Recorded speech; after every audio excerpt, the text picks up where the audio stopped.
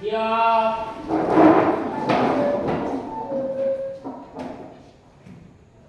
Beri salam. Selamat pagi, Ibu Guru. Selamat pagi semuanya. Apa kabar hari ini? Baik, Ibu. Luar biasa kalau memang baik ya. Oke, sebelum kita melakukan aktivitas kita di pagi hari ini, Ibu minta satu orang pimpin kita dalam doa.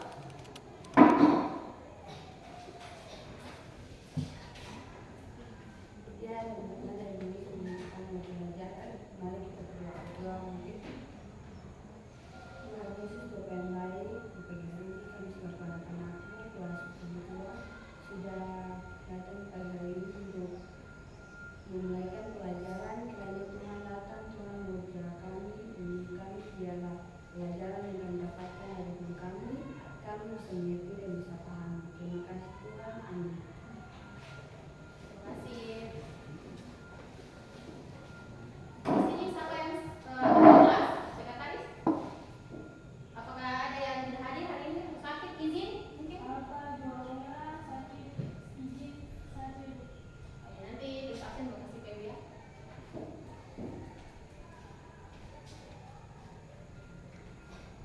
Baik anak-anak, sebelum Ibu memulai pembelajaran Ibu, di sini Ibu ada memiliki kesepakatan kelas yang Ibu buat. Jadi kesepakatan kelas yang Ibu buat yang itu pertama, kita saling menghargai. Dan yang kedua, disiplin dalam proses belajar pembelajaran. Dan yang ketiga, aktif dalam pembelajaran. Dan yang keempat, kita harus menjaga kebersihan. Boleh? Sepakat? Semuanya? Oke, semuanya dimohon berdiri.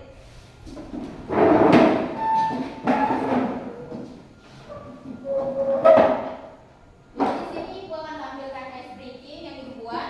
Jadi kalian bisa perhatikan video di atas, gambar video yang Ibu tampilkan di depan. Nanti kalian cuma mengikuti gerakan saja yang ada di depannya. Ya, Ibu.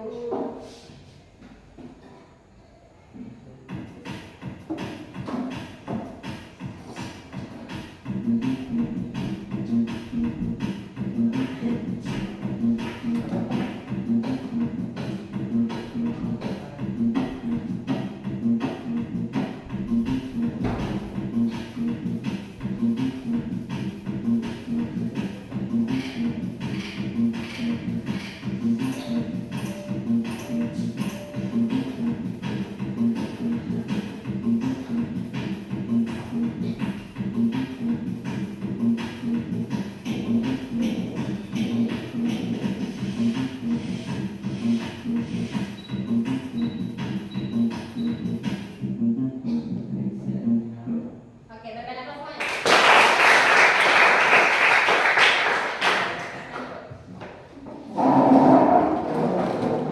Jadi anak-anak, ini video di depan.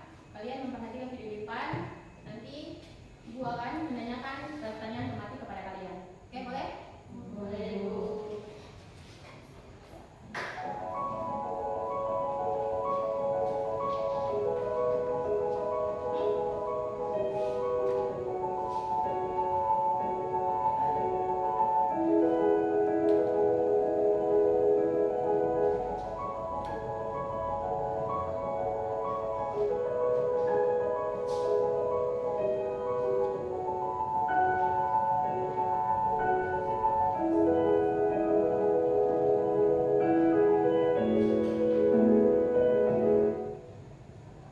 Oke. Sudah beres kalian sudah lihat? Sudah. Kira-kira fenomena apa yang terjadi di depan? Banjir. Di sini Ibu ingin bertanya, siapa yang bisa menjawab? Kira-kira dari video di depan, kenapa suatu wilayah itu rawan akan banjir? Ada yang bisa jawab? Boleh? Suatu daerah bisa rawan banjir karena tempatnya deras, sering hujan deras, dan tanahnya susah menyerap air. Selain itu, kalau banyak pohon ditebang atau selokan bersumbat, air tidak bisa mengalir lancar dan akhirnya meluap jadi banjir. Oh ya, terima kasih. Berikan aplaus. Dan pertanyaan kedua,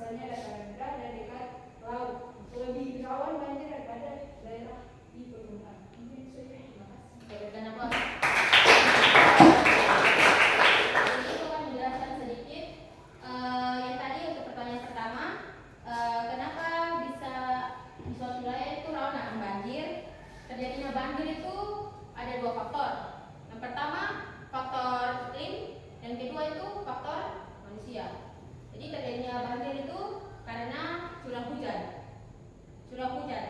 Jadi terjadinya air hujan yang deras dalam waktu yang singkat membuat tanah dan sungai tidak mampu menopangnya.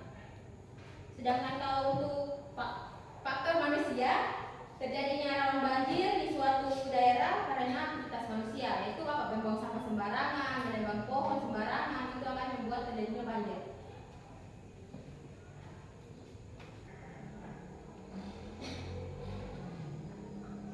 Tujuan pembelajaran kita hari ini, murid mampu memahami konsep dasar, pendekatan geografi, keuangan, kelingkungan, dan kewilayahan.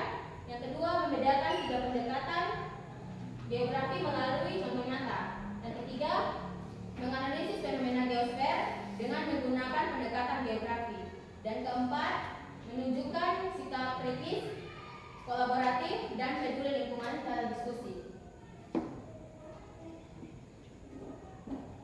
Berbicara tentang pendekatan geografi, ada yang tahu pengertian pendekatan geografi itu apa? Jadi pendekatan geografi adalah ilmu mempelajari dan memahami berbagai gejala atau fenomena yang terjadi di bumi. Berikan aplaus. Apa ada yang lain? Boleh, boleh. Menurut saya, pendekatan geografi adalah cara atau metode yang digunakan untuk mempelajari dan menganalisis fenomena geografi. Iya, benar. Jadi kalau berbicara tentang pendekatan geografi, berarti sudut pandang atau analisis suatu fenomena yang terjadi di permukaan bumi, baik secara fisik maupun sosial. Kalau kita berbicara tentang pendekatan geografi. Jadi kalau berbicara tentang pendekatan geografi ini terbagi atas 3. Yang pertama apa? Pendekatan keuangan, Kewilayahan dan kelingkungan. Jadi kita akan membahas satu persatu ya.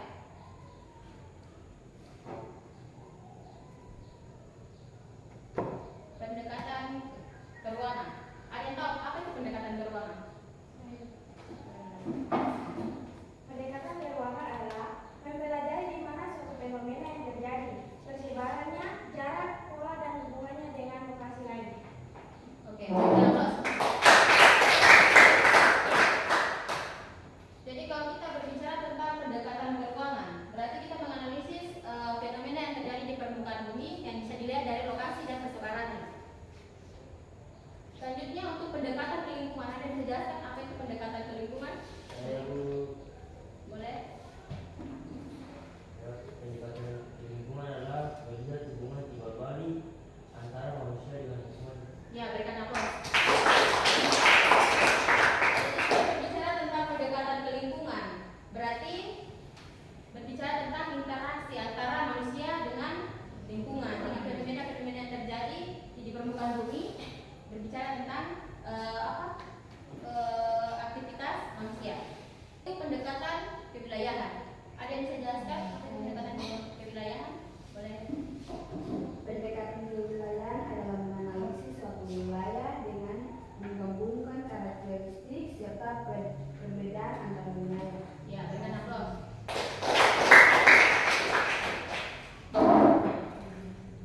Kalau kita berbicara tentang pendekatan kewilayahan, berarti kita berbicara fenomena yang ada terjadi di permukaan bumi melalui karakteristik dan ciri khas yang terjadi di suatu wilayah.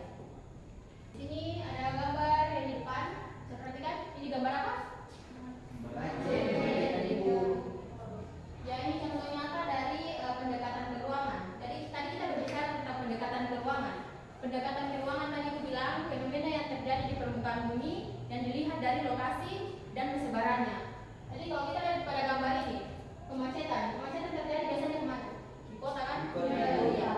Jadi kalau untuk pola persebarannya, biasa macet terjadi itu di pusat perbelanjaan. Contoh nyata untuk gambar kedua, pendekatan geografi. Gambar apa yang kalian dapat depan? Yang tadi sudah dijelaskan bahwa pendekatan untuk keuangan yaitu berbicara tentang fenomena yang terjadi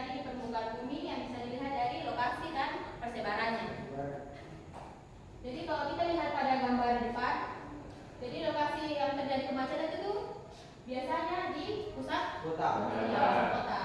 Untuk pola persebarannya biasa terjadi kemacetan itu di perkantoran, pusat perkantoran atau perbelanjaan.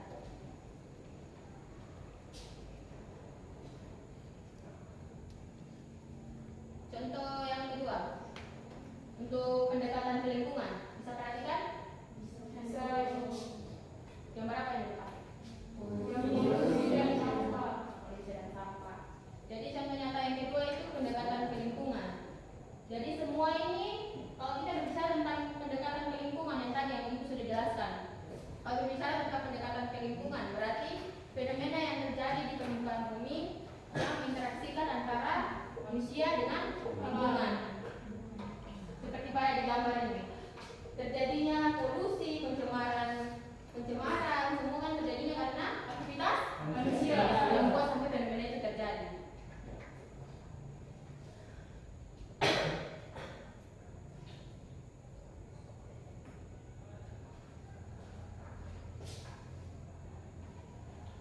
Yang terakhir, untuk contoh nyata pendekatan kewilayahan. Coba perhatikan di depan, gambar depan.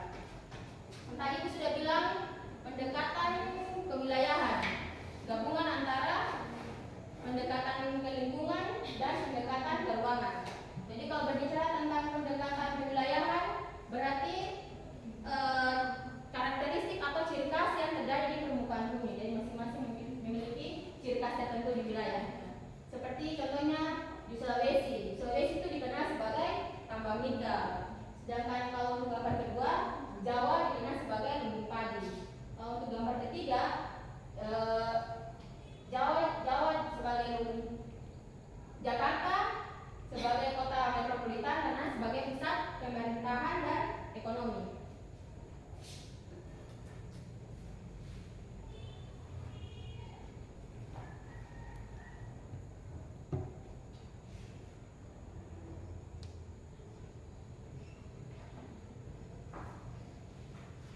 Menganalisis fenomena geosfer.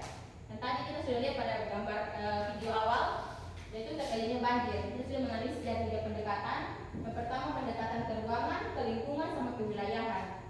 Jadi ini sama seperti yang tadi kita sudah jelaskan di awal tadi untuk fenomena geosfer. Sampai sini paham? Apakah ada yang bertanya? Oke. Kalau tidak ada pertanyaan, di sini Ibu akan membagikan kalian dalam 3 kelompok dan membagikan LKPD. Jadi Ibu jelaskan sedikit. Di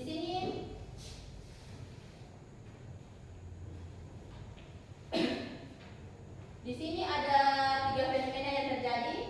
Yang pertama, gunung meletus untuk kelompok 1, kekeringan untuk kelompok 2, dan kelompok 3 untuk tsunami. Duduk dalam kelompok.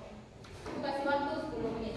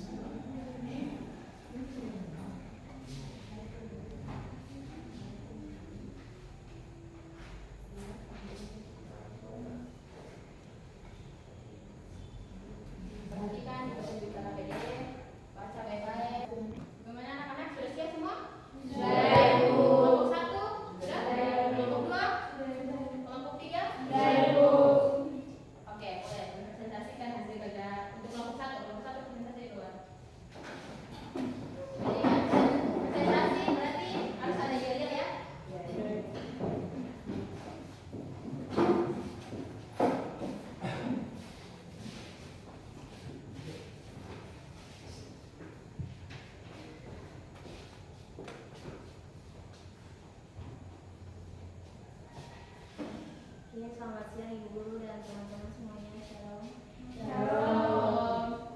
Kami dari kelompok 1 akan mempresentasikan hasil diskusi kami, tetapi sebelum kami mempresentasikan hasil diskusi kami akan menampilkan activity kami, yaitu Tetuk Semangat. Tetuk Semangat.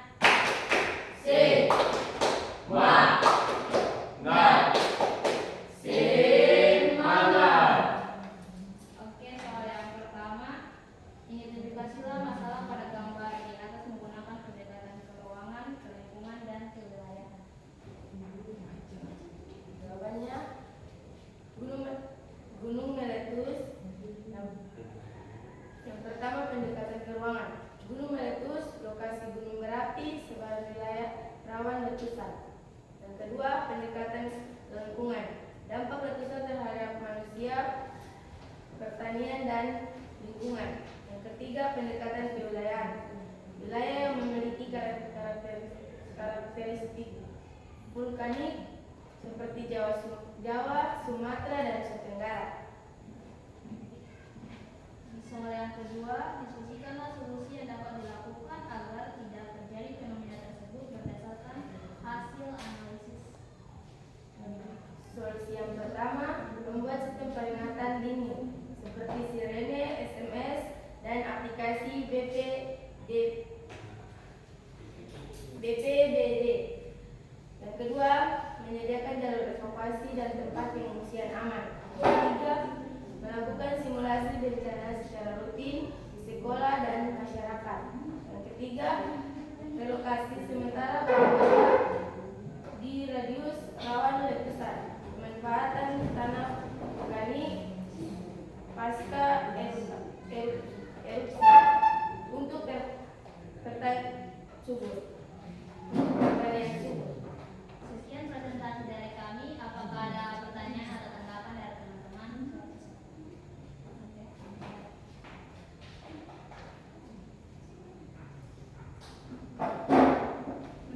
Terima kasih atas kesempatan yang diberikan kepada saya. Saya sebagai anggota kelompok 2 akan bertanya, menurut pendapat kelompok apa dampak fenomena gunung meletus berbeda dari pendekatan keruangan, kelingkungan, dan kewilayahan? Oke, kami akan berdiskusi.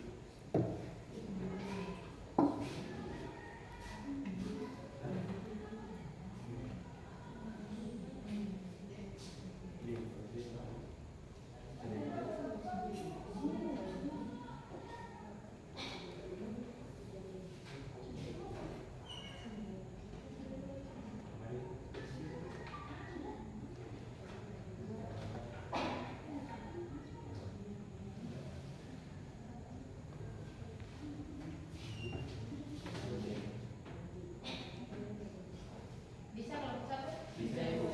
Oke, terima kasih atas pertanyaannya. Di sini kami akan menjawab pertanyaan dari kelompok 1. Ya, baik. Pertanyaan yang pertama, jawaban yang pertama, pendekatan keruangan.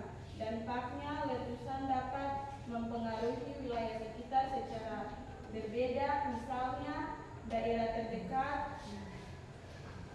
kawali berdampak abu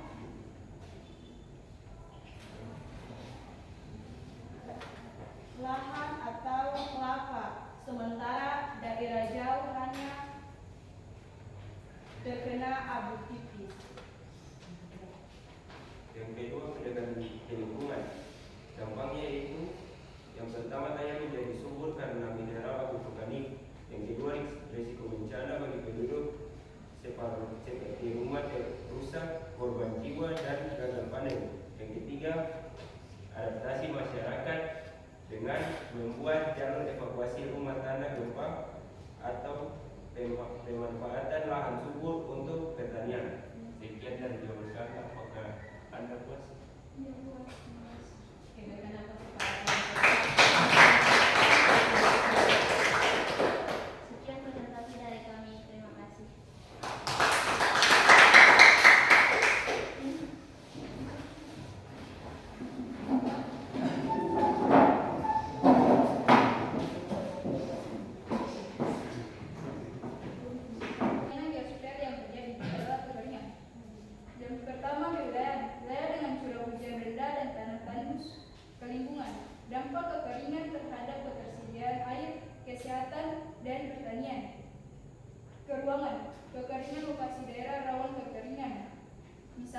NTT, Gunung Kidul, dan lain-lain. Solusi yang dilakukan: pembangunan embur, waduk, dan sumur bor untuk cadangan air, yang pengolahan irigasi hemat air, seperti irigasi tetes, sistem hilir. Yang kedua, reboisasi dan penghijauan untuk menjaga ketersediaan air tanah. Yang ketiga, diversifikasi tanaman pertanian dengan varietas tanah kering. Yang keempat, edukasi masyarakat tentang hemat air dalam kehidupan sehari-hari. Mungkin itu saja presentasi dari kami. Apakah ada pertanyaan? Kalau ada, dipersilakan. Terima kasih atas kesempatan yang sudah diberikan bagi kami Komunitas 1 untuk memberikan pertanyaan. Pertanyaan yang pertama, bagaimana kekeringan yang berkepanjangan dapat dipahami melalui pendekatan keruangan, kelingkungan, dan kewilayahan? Terima kasih. Terima kasih atas pertanyaan dari kelompok 1. Kami akan menjawab, namun sebelum itu tolong berikan waktu untuk kami diskusi.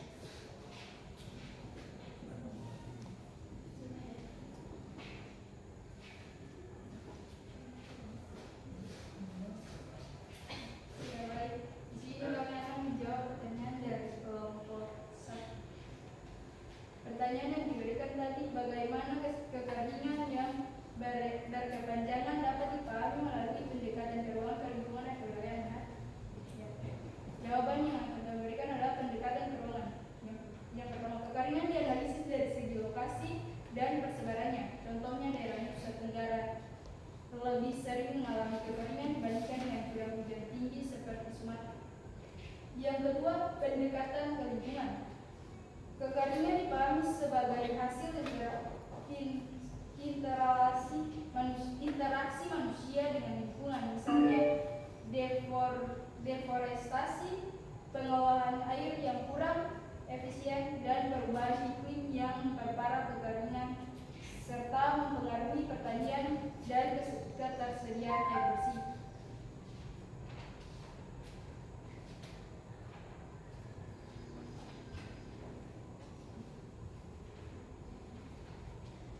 Yang ketiga, pendekatan kewilayahan.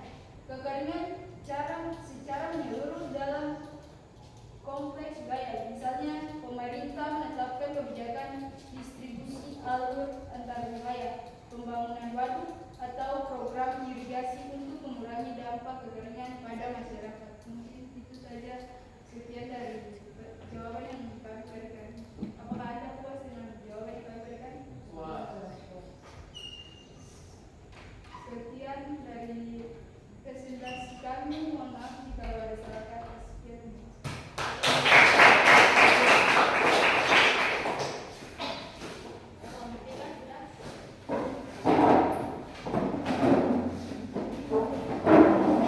Guru dan teman-teman, halo. Kami dari kelompok 3 akan mempresentasikan hasil kerja kelompok kami. Sebelum kami presentasi, kami akan menunjukkan hasil kami. Keep up the best. I am the best. You are the best.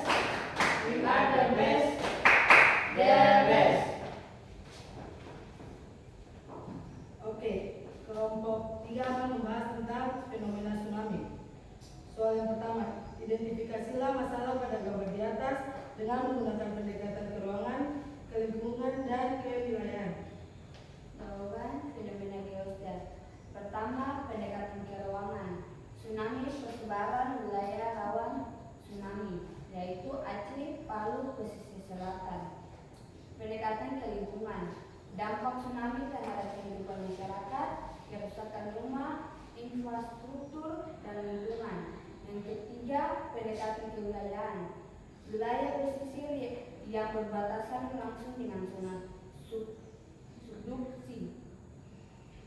Soal yang kedua, diskusikan solusi yang dapat dilakukan agar tidak terjadi fenomena tersebut berdasarkan hasil analisis kalian. Solusi: pembangunan tanggul, laut dan hutan bakau di pesisir. Pemetaan zona rawan tsunami dan pemasangan papan evakuasi, edukasi masyarakat tentang jalur dan prosedur evakuasi, sistem peringatan. Di sini berbasis sensor gempa dan sirine, menjaga kawasan pesisir dengan zonasi, tata ruang, tidak membangun pemukiman di zona merah. Apakah ada pertanyaan dari kelompok 1 dan 2? Kalau tidak ada, sekian dan terima kasih.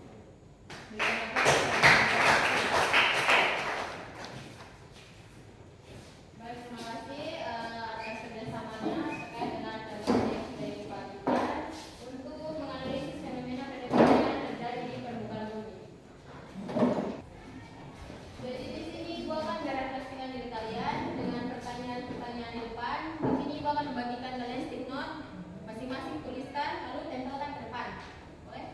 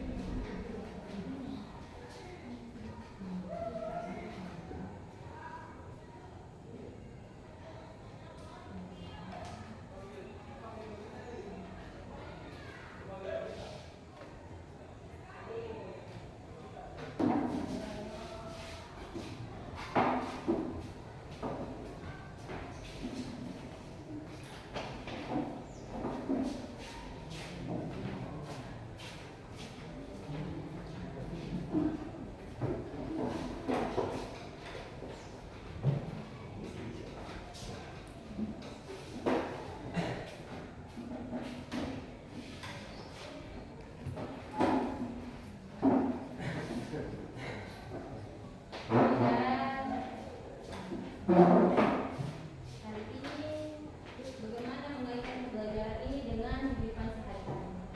Yang pertama, apa kalian pelajari kita